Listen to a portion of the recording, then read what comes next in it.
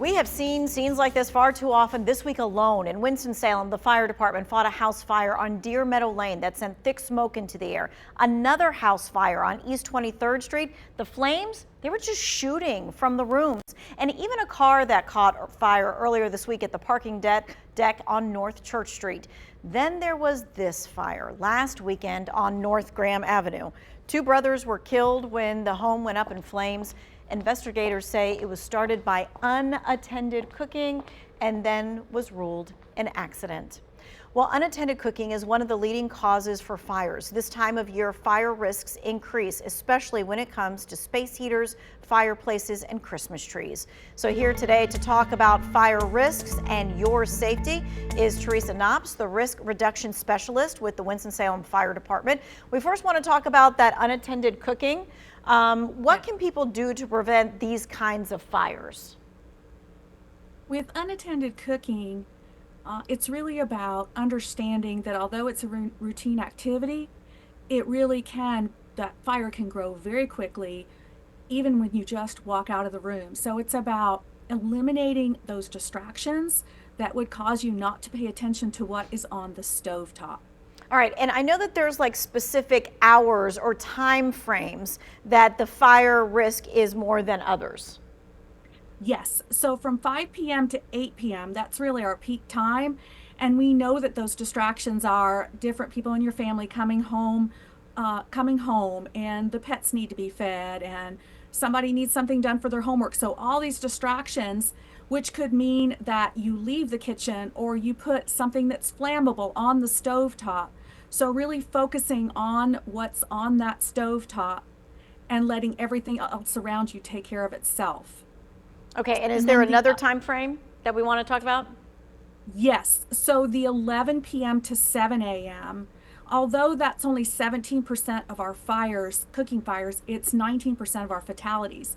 And most of these come from falling asleep, being overtired, or being alcohol or drug impaired. So it's just so important that if you are overtired, which a lot of us are this time of the year, or you're sleepy, or you've been out celebrating, that you stop and think about not putting something on the stovetop, that you make a sandwich, that you grab that bag of chips, that you go ahead and eat, but it's not something on that stovetop. Okay. All right. So the Winston-Salem Fire Department is taking part in what you guys call Put a Freeze on Winter Fire. It's like a campaign. Explain what that is.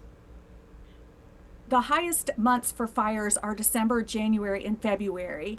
And these center around aspects like heating. So it's a matter of making certain that whatever forms of heating you use, that you're safe with those. If you're using space heaters, that you're keeping that appropriate distance around the space heater of things that are flammable. If you're using a heater that's going to plug into a wall, that you make certain that you're using the correct plug and the correct outlet. And really just about making sure that you're safe when you're using any type of alternative source of heat. Okay, we're going to kind of dig into those a little bit more, but I want to make sure that we talk about the decoration fires as well, because that really is what can happen this time of year. Yes, so what happens with the decoration fires is oftentimes we are putting decorations next to something that's flammable and we don't even really think about it. And even something as simple as putting a decoration over a heating vent could cause a fire to start. So it's really being thoughtful in how you're decorating and really thinking about where you're putting those decorations. When you're putting up your decorations, you want to check your cords to make sure that they're not frayed. You want to check your lights to make certain that you're using indoor, indoor, outdoor, outdoor, so that you're using your lights correctly. Okay, and so let's kind of dig deeper a little bit into that whole space heater thing. I think we have a graphic that kind of shows like 3 specific things that you should be doing when you're using a space heater specifically. And I know the first thing is plugging the heater directly into the wall outlet. Why is that such a big deal?